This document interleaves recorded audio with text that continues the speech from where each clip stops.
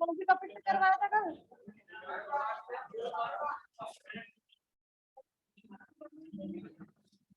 अरे बात तो मूल मार।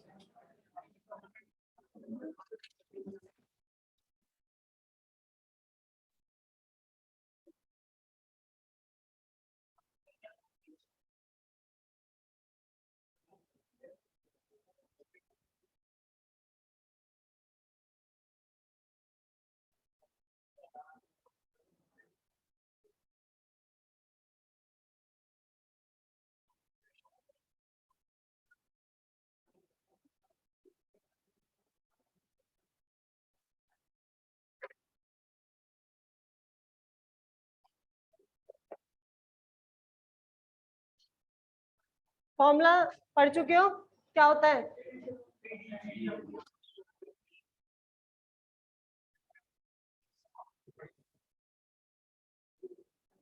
परसेंटेज के लिए करते हैं मल्टीप्लाई 100। पहले पीडीसी निकालना है, फिर पीएसी निकालना है, और फिर निकालना है आप इसमें रखनी है और निकालनी है एफिशिएंसी, दक्षता। चलो डीसी निकालते हैं पहले। पी का फॉर्मूला डीसी है और डीसी मिलती है। चलो आईडीसी की वैल्यू कल निकाली थी, बोलो क्या आई थी? कल निकाली आईडी 2IM/पाई।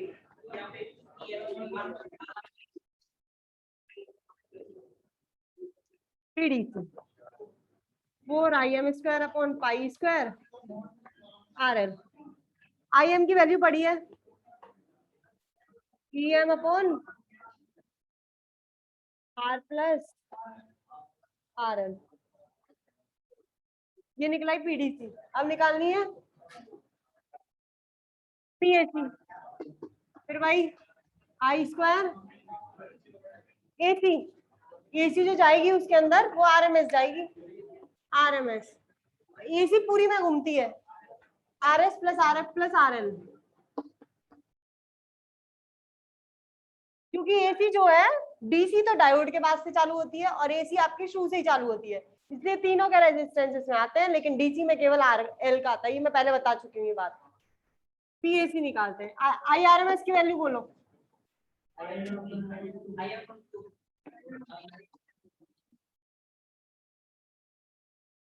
इसको लिख सकते हैं R+RL।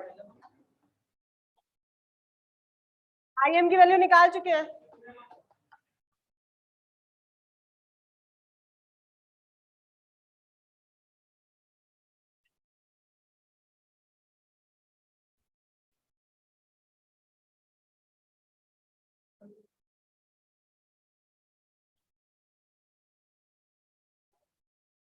ईटा पीडीसी/पीएसी।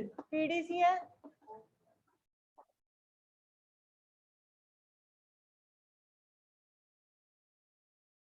पीएसी है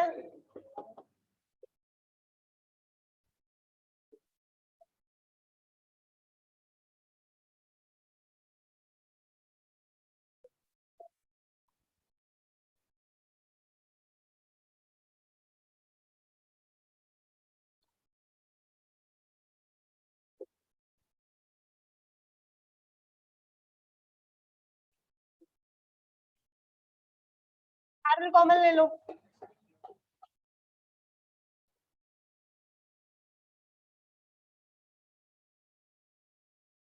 पहली कितनी आई थी?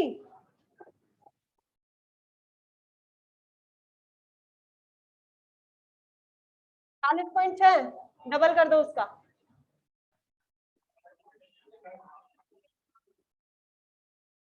वो इसकी आ जाएगी।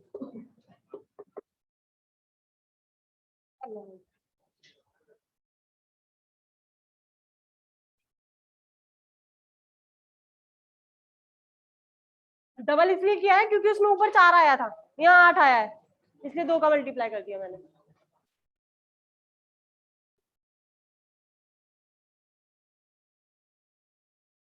अब कौन सा आएगा इसके बाद? एफिशिएंसी के बाद आएगा वोल्टेज रेगुलेशन है शायद, रिपल फैक्टर।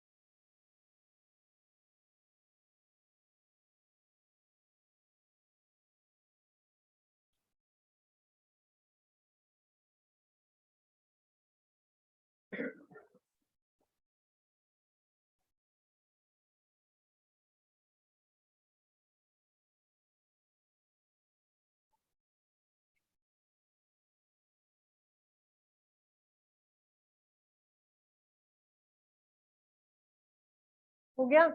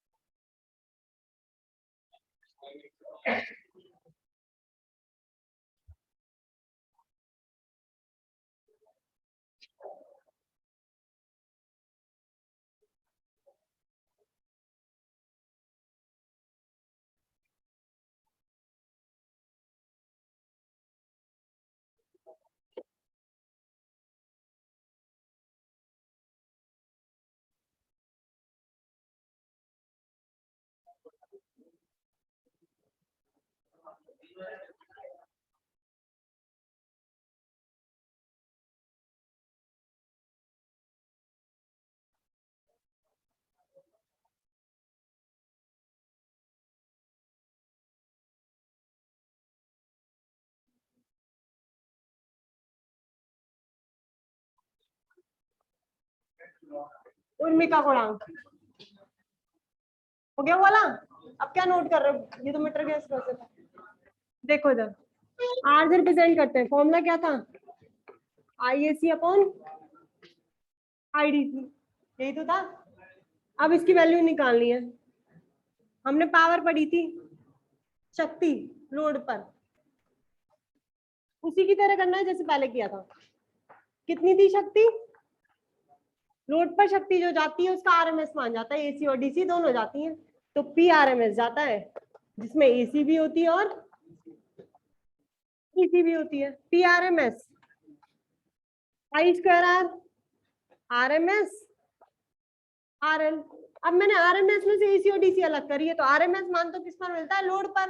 तो मतलब इसका जो रेजिस्टेंस होगा, प्रतिरोध, वो भी लोड का होगा, इसका जो होगा वो भी लोड का होगा, क्योंकि ये आरएमएस में से मिला हुआ है और आरएमएस में जो जाता है वो केवल लोड पर जाता है।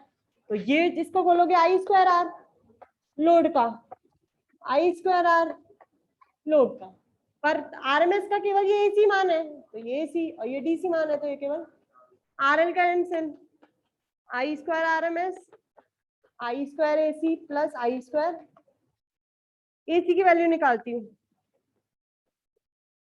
Under root I square R M S minus I square DC, ये निकल गया। रख दीजिए इसमें आर बराबर आई एसी की value under root I square R M S minus I square AC upon I DC. I DC common ले लिया, I square R M S I square DC, ये आई डीसी चल ही रहा है, कैंसिल। चलो I square R M S की value I M upon root two, I square DC की 2 आई एम अपॉन पाई,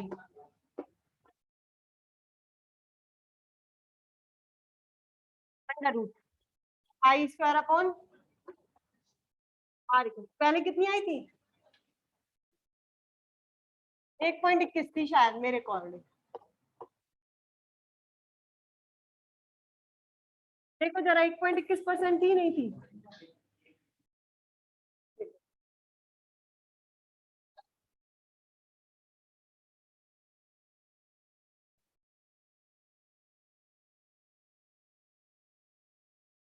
एक सौ इक्कीस, हाँ सही है।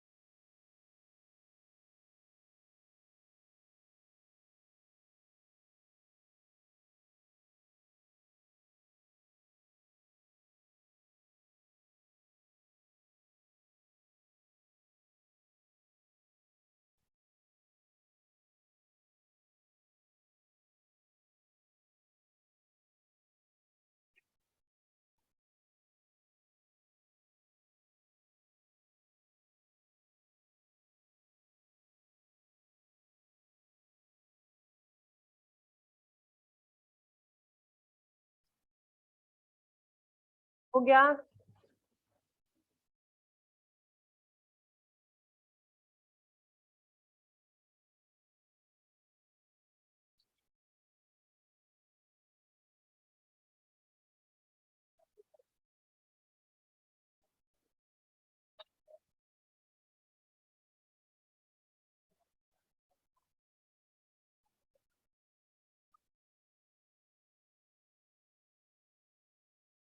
अगला कौन सा है, वोल्टेज।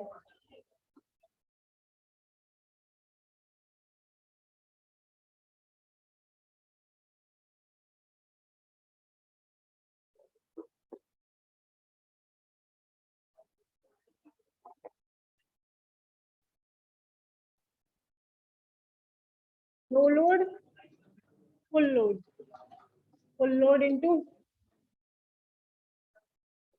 यही था फॉर्मूला। चलो करते हैं। ये लोड की बात हो रही है। लोड जो होता है वो लोड पर सब क्या मिलता है हमें, डीसी। लोड पर सब डीसी मिलता है, तो यहाँ पर डीसी का फॉर्मूला लिखते हैं। क्या था ईडीसी, बोलो। हाँ, टू, यही था, चेक कर लो एक बार। यही है, यही तो था 2 IM अपॉन पाई। तो IM की वैल्यू रख दी। अब इधर आ जाओ, RL होगा शायद, R था RL तक, 1 माइनस, इसको ऐसे लिख सकते हैं, ऐसे हम ले लो, RL से RL कट जाएगा, R से R कट जाएगा, R ये आ जाएगा, लिख सकते हैं ना ऐसे। ये जैसे उसमें लिखा था वैसे ही इसमें लिख दिया।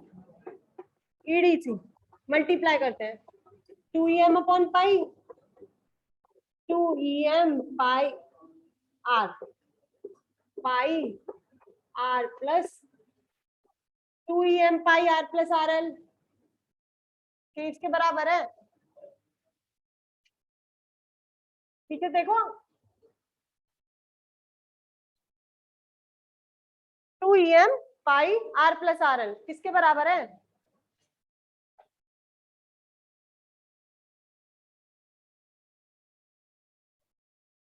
आईडीसी के बराबर। चेक कर लो, 2EM पाई R प्लस RL किसके बराबर है, आईडीसी के बराबर। भाई ग्राफ y बराबर mx प्लस सी,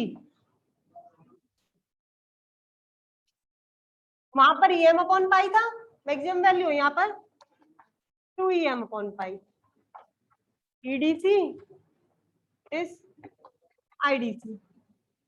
आ जाओ अब नीचे, ये तो ईडीसी निकाला, अब क्या निकालना है, नो लोड का और फुल लोड का। मैंने बताया था जब नो लोड होता है तो इसका मतलब वहां पर लोड नहीं लग रहा है, ऑन लोड नहीं लग रहा है, तो रेजिस्टेंस की वैल्यू क्या है, इनफाइनाइट। जब लोड नहीं लग रहा है, आर हटा हुआ है, तो आर की वैल्यू क्या है वहां, मैक्सिमम, इनफाइनाइट। जब इनफाइनाइट है, चेक करो, रखो नो लोड के लिए, आर एल इनफाइनाइट 1/0, ये पूरा जीरो, बचेगा क्या ईडीसी, 2EM अपॉन पाई। मतलब नो लोड की कंडीशन में वोल्टेज कितना निकलेगा, 2EM अपॉन पाई, क्योंकि आर कितना हो जाता है, इंफिनिटी। आगे देखते हैं।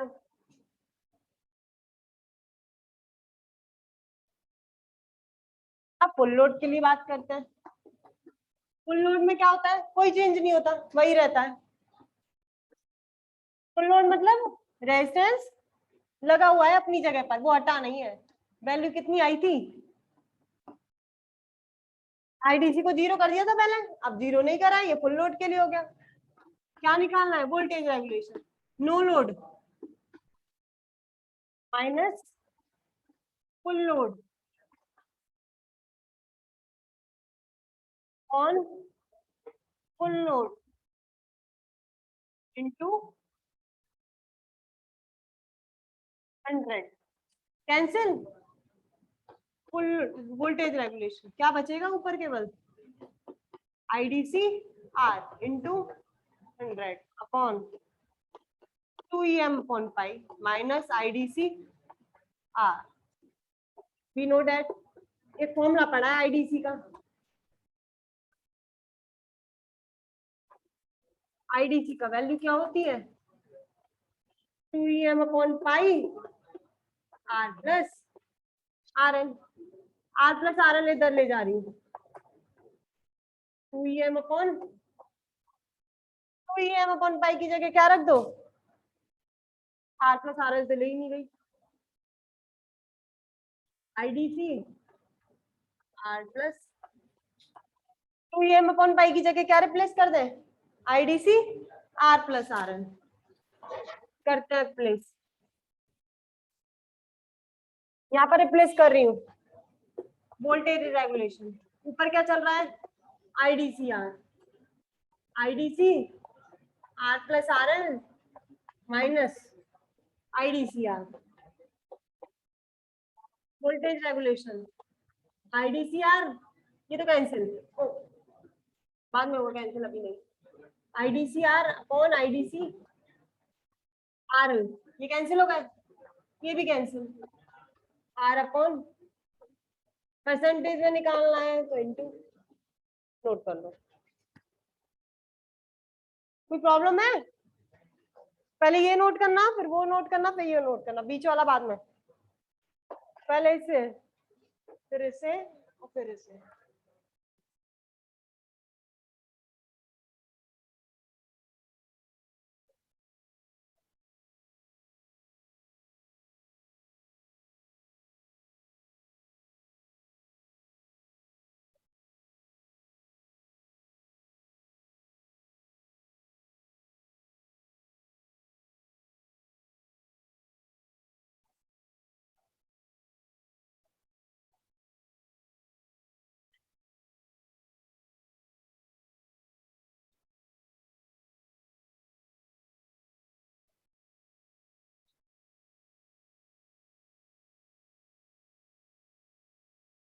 इससे बाद में नोट करना, सबसे लास्ट में, यहीं तक नोट करना ही वाला, फिर वहां पहुंचना।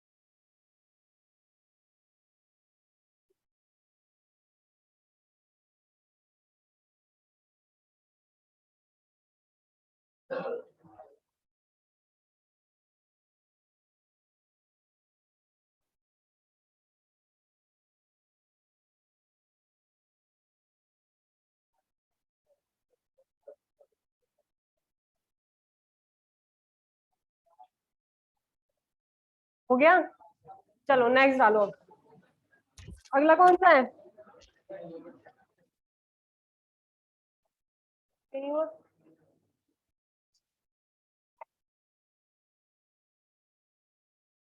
नेक्स्ट टॉपिक है आपका प्रतीप शिखर वोल्टता।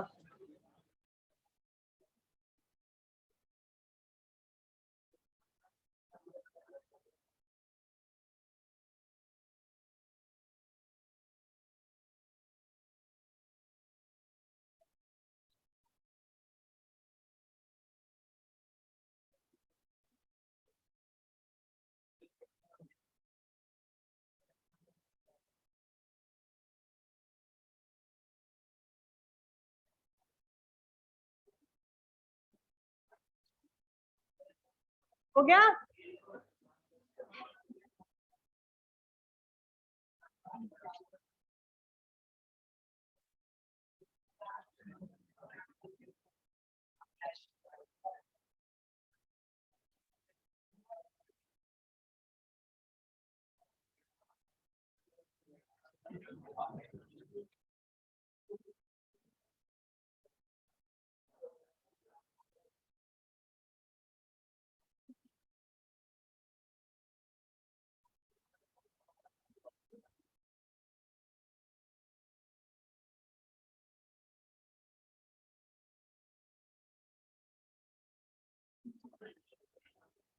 चलिए, प्रतीप शिखर वोल्ट था, उसके अंदर कितनी थी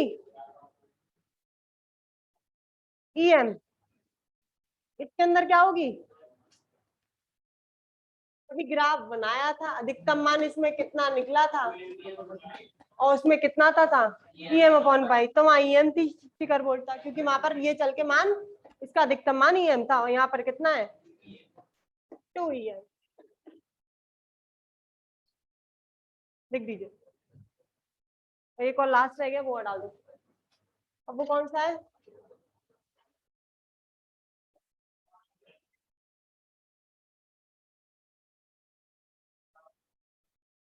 धारा और वोल्टता का आवर्ती घटक, लास्ट डालो।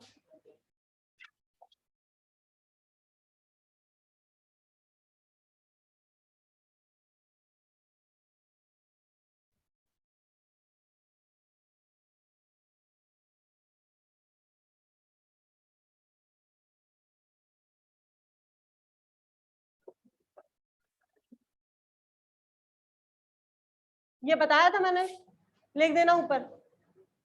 फूरियर प्रमेय का उपयोग करके डायरेक्ट रिजल्ट, फूरियर प्रमेय का उपयोग करके, अब इसमें डीसी कितनी है ये, और बाकी सब क्या है एसी। फूरियर प्रमेय का उपयोग करके डायरेक्ट रिजल्ट लिख देना, वो सब बता दिया मैंने, मैथमेटिकल फिजिक्स में पढ़नी है अभी, तो आपको डायरेक्ट रिजल्ट याद रखना है। खत्म ये वाला टॉपिक, पूर्ण तरंग विस्तारकारी हो गया।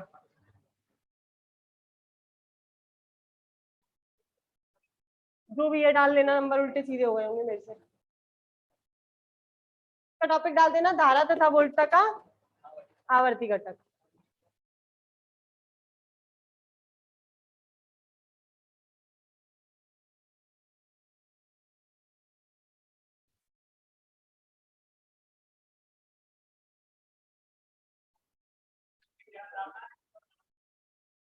धारा तथा वोल्टता का आवर्ती घटक,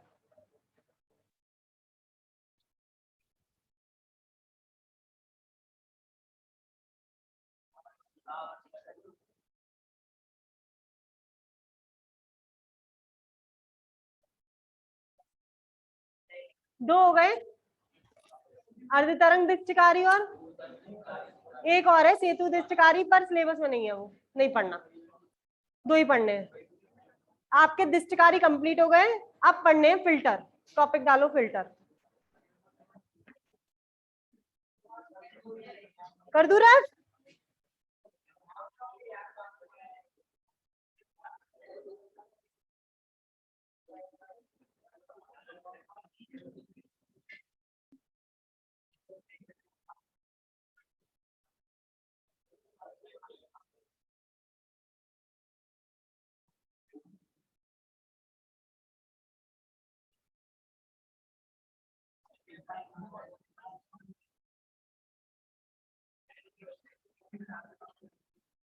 फिल्टर डालिए, नाम सुना है? अरे बात नहीं करो, अब समझ लो होते क्या है ये।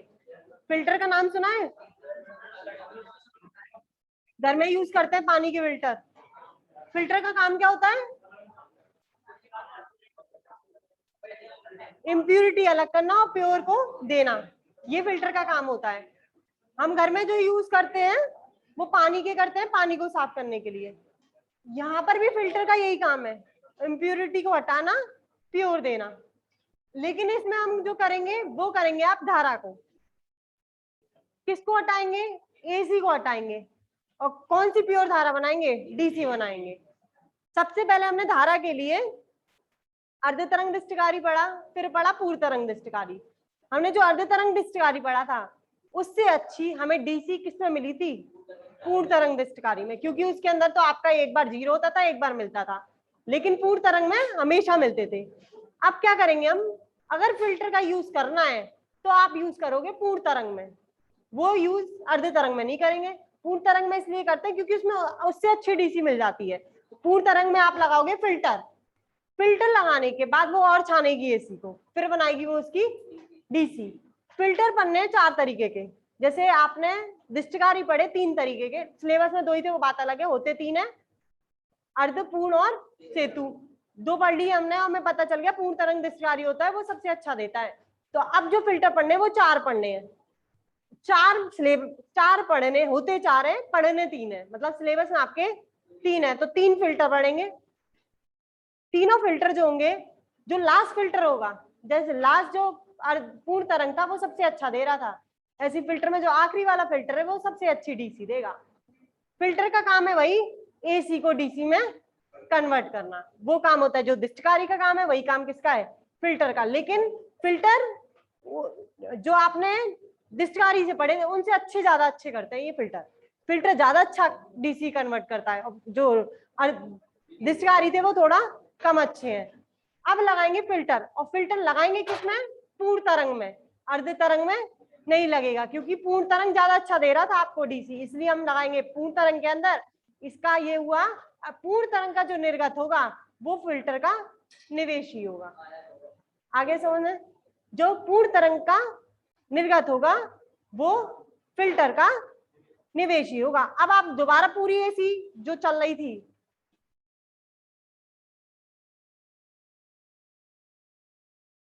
बन कैसी रही थी एसी? ऐसी थी, पूर्ण तरंग लगाई ऐसी हो गई। फिल्टर अगर इसमें लगाओगे तो उतनी ज्यादा अच्छी डीसी नहीं मिलेगी जो इसमें लगाने पे मिलेगी। आपने दृष्टिकारी यूज किया, ऐसी मिल गई, इसमें भी लग सकता है फिल्टर, लेकिन जितना अच्छा इसमें दे देगा डीसी उतनी अच्छी इसमें नहीं मिलती है। इसलिए हम क्या करेंगे, फिल्टर को किसमें लगाएंगे? पूर्ण तरंग दृष्टिकारी में, और फिर बनाएंगे उसका फिल्टर, और फिर लेंगे अपन डीसी।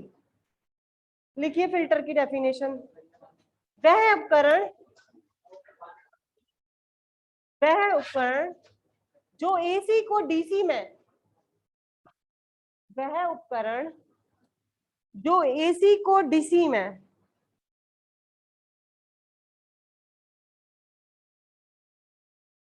परिवर्तित करने के लिए काम आते हैं,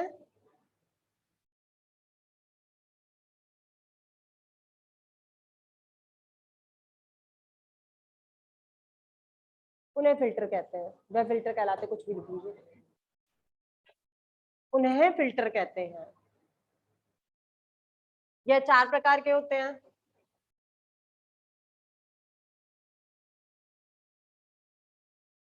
पहला डालिए, ये 4 प्रकार के होते हैं। पहला लिखिए पार्श्वपत्र, पार्श्वपत्र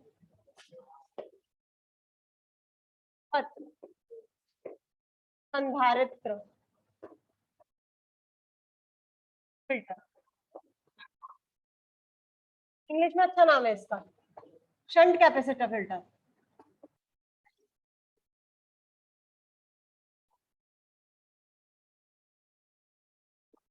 दूसरा डालिए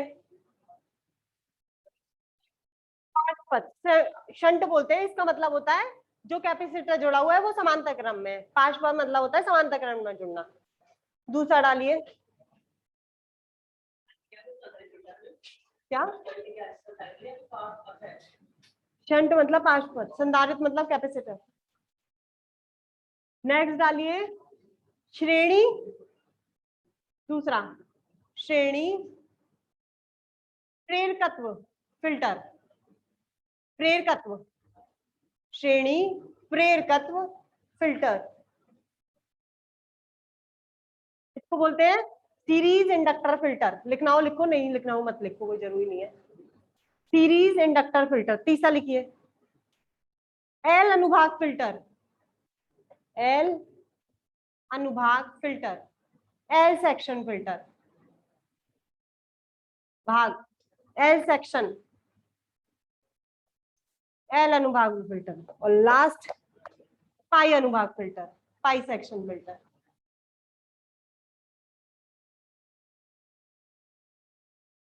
आपके में शायद पाई वाला नहीं है जहां तक मुझे याद है, बाकी तीन है। लिख लिए चारों?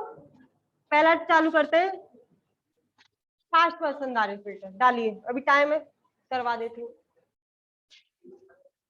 पहला डाल दीजिए फास्ट पथ संधारित फिल्टर।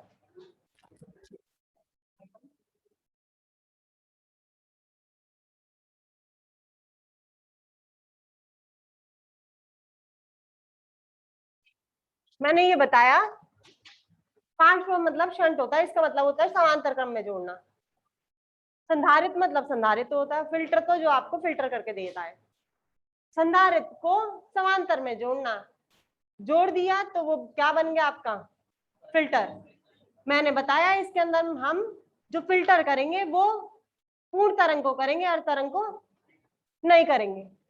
अगर पूर्ण तरंग को यूज करेंगे तो मैं जो सर्किट बनाऊंगी वो पूर्ण तरंग का बनाऊंगी, बना रही हूँ पूर्ण तरंग का।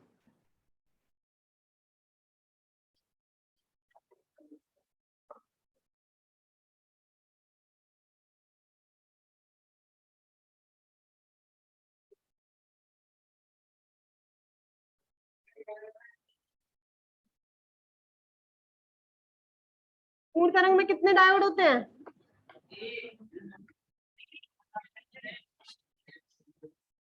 पूर्ण तरंग में होते हैं 2 डायोड। पहले देख लो, बाद में बनाना तुम लोग, जरा देखते जाओ इधर। यहाँ लगा रहता है लोड, और इसके अलाउंग मिलता है आपको आउटपुट। यहाँ लगा रहता है इनपुट, ये होती है प्राइमरी कॉइल, ये होती है आपकी सेकेंडरी कॉइल। अब सुनो जरा इसमें, अब मुझे इसे फिल्टर बनाना है, और फिल्टर कौन सा पढ़ना है, ये पूर्ण तरंग का है। मैंने बोला बताया पूर्ण तरंग के अंदर फिल्टर लगाएंगे हम, क्योंकि पूर्ण तरंग अच्छी रेसी देता है। लगाना है आपको संधारित्र, और पाशपथ मतलब समांतर में, मैं लोड के समांतर में लगा दूंगी यहाँ पर। ये बन गया आपका पाशपथ संधारित्र फिल्टर। आ गया समझ में? पूर्ण तरंग में लगाया है, पाशपथ संधारित्र बन गया, क्योंकि इसमें क्या लगा दिया मैंने, कैपेसिटर। बना लीजिए।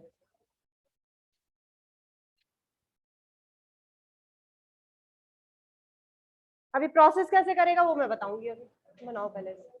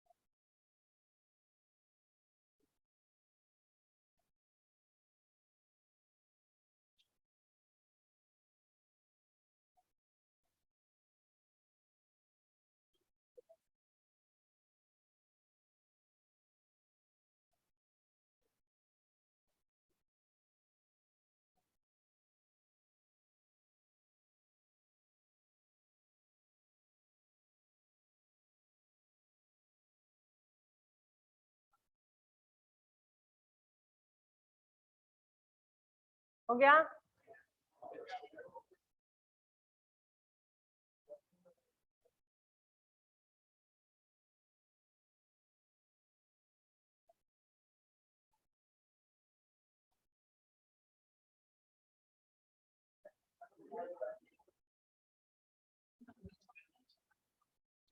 बन गया? अब आ जाओ जरा पहले इधर। पूर्ण तरंग दृष्टिकारी से मुझे जो निर्गत मिला था कैसा था वो?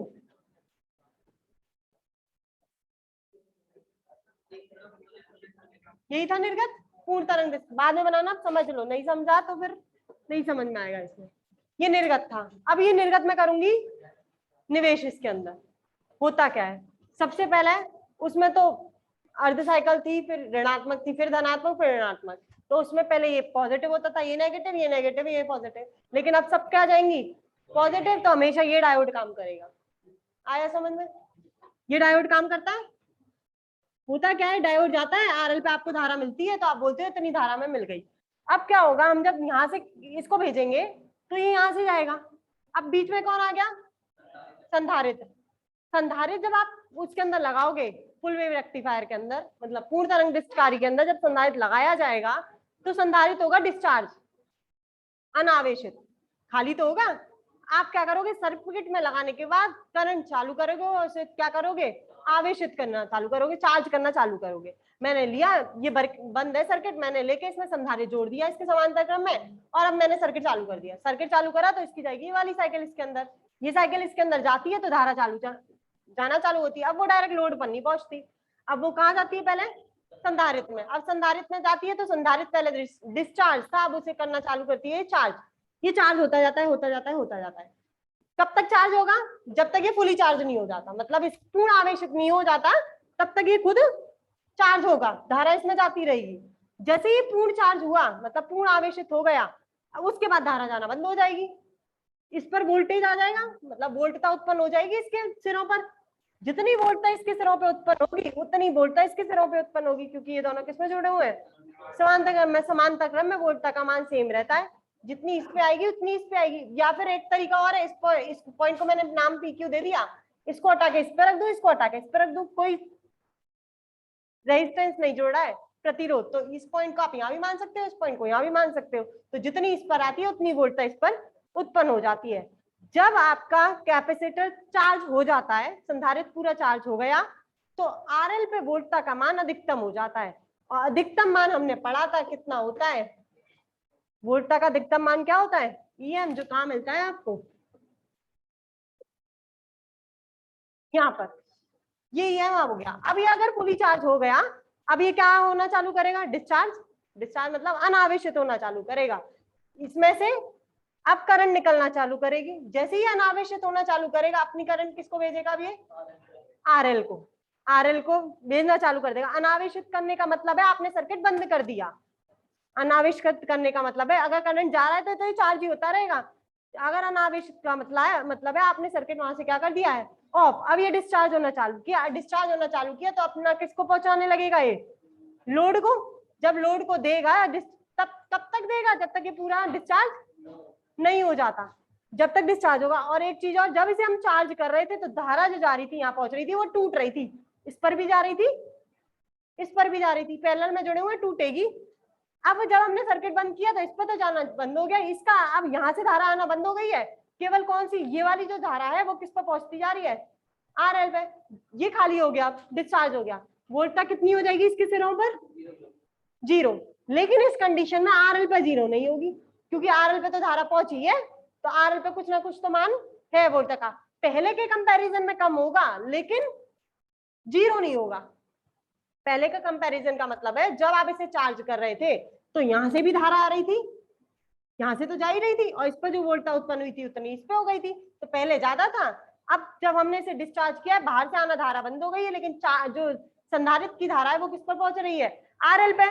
जब RL पे जब C पर वोल्टता का मान 0 होगा, उस समय RL पे वोल्टता का मान 0 नहीं होगा, भले वो दोनों समांतर क्रम में जोड़ रहे हैं, क्योंकि इसकी जो धारा थी वो इस पर पहुंच गई, इस पर वोल्टता उत्पन्न कर दिया है। अब सुनो, यहाँ पर आ जाओ इस डायग्राम में।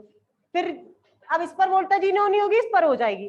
फिर दोबारा हम सर्किट चालू कर देंगे, फिर वही प्रोसेस, ये चार्ज होना चालू कर देगा, जितना इस पे मिलेगी उतना इस पे मिल जाएगी। फिर बंद कर दोगे, फिर डिस्चार्ज होगा, फिर इस पर 0 होगी लेकिन इस पर 0 नहीं होगी। यहां से चलते हैं, मैंने ये भेजा, ये अधिकतम मान था।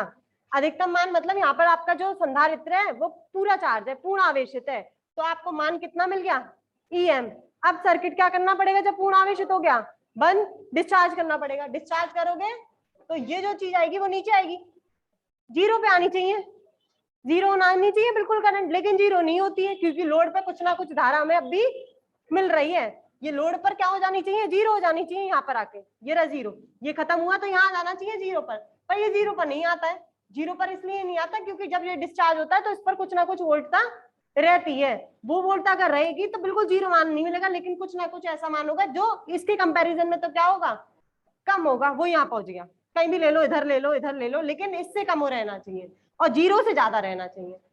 अब फिर क्या हुआ, अब फिर सर्किट चालू कर दिया, सर्किट चालू करा, सर्किट इसमें क्या हुआ, चार्ज होना चालू हो गया, चार्ज होना चालू हुआ, फिर ये बढ़ेगा, ये बढ़ के कहाँ पहुंच जाएगा, फिर अधिकतम हो जाएगा, अधिकतम हुआ फिर कितना हो जाएगा EM। जब फुल चार्ज हो गया फिर हम सर्किट बंद कर देंगे, सर्किट बंद करेंगे फिर खत्म होना चालू होगा, लेकिन RL पे वैल्यू जीरो नहीं होगी, नहीं होगी तो फिर ये एकदम जीरो तो नहीं होगा, कुछ मान ऐसा आएगा, फिर दोबारा चार्ज होगा, फिर अधिकतम होगा, ऐसे ये ग्राफ चलता चले जाएगा। आप देखो जरा इधर, ये जीरो था, ये यहाँ से चालू हुआ, मतलब चालू होना है, हमने सर्किट करंट देना चालू करा है, इसके आगे भी ग्राफ होगा, तो ग्राफ एकदम जीरो से तो स्टार्ट नहीं हुआ है, कहीं से स्टार्ट हुआ है, ऊपर नीचे, कैसा ग्राफ जा रहा है, यू ऐसे जा रहा है ग्राफ, ऐसी शेप बन नहीं है। इसका क्या मतलब हुआ, पहले तो बिल्कुल यू था एक कूप के रूप में, और अब इसकी वो कम हो गई, जो इसकी पीक मान था वो थोड़ा सा क्या हो गया, कम हो गया। ये वाली ज्यादा अच्छी डीसी है या ये ज्यादा अच्छी डीसी है, नीचे वाली, फिल्टर होने के बाद जो डीसी मिली है वो ज्यादा अच्छी है। अब इसको बस क्या करना है, हमें सीधी रेखा में लाना है और फिल्टर लगाते जाना, ऐसी कंडीशन आई है एक बार, ये एकदम सीधी रेखा में पहुंच जाएगा। आगे समझ में, ये जो मिला है वो मिला हमें संधारित्र लगाने के बाद, जा ऐसी रही थी, मिलकर वो कैसा गया हमें ऐसा। ये है आपकी डीसी जो किस पर मिलेगी आपको, फिल्टर लगाने के बाद। आया समझ में, ये बनाना, ये मत बनाना, बनाओ उसे।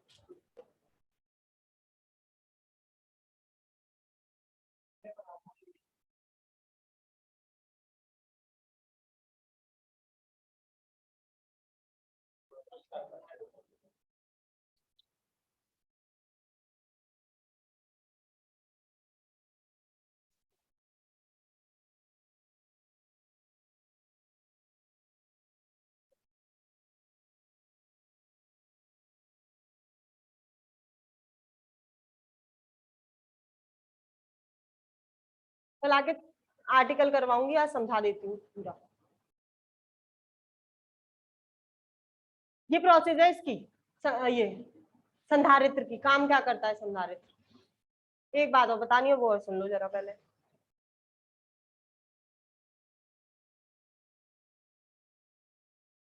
बन गया, अच्छा यहाँ लिख लेना, देखो यहाँ लिखना इस पॉइंट पर पूर्ण आवेशित, यहाँ पर लिखना अनावेशित, डिस्चार्जिंग हो रही है मतलब अनावेशन हो रहा है इसका।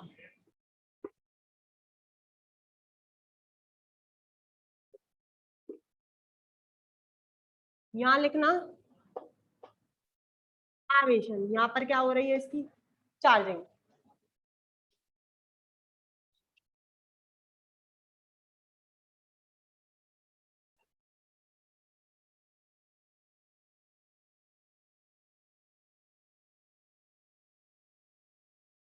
अब सुनो, बन गया,